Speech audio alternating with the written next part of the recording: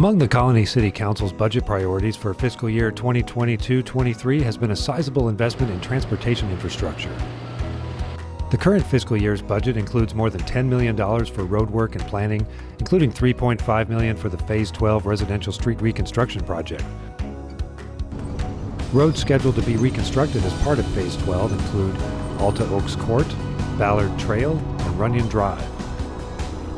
The city's annual residential street reconstruction projects include not only a new road, but also new sidewalks, storm drains, water and wastewater mains, and new streetlights as needed. Phase 12 was scheduled to begin in January this year, with completion estimated for January 2024. Also included in Phase 12 is construction of a new right turn lane at West Lake Highlands Drive and Main Street. Construction is underway and scheduled to be completed this spring.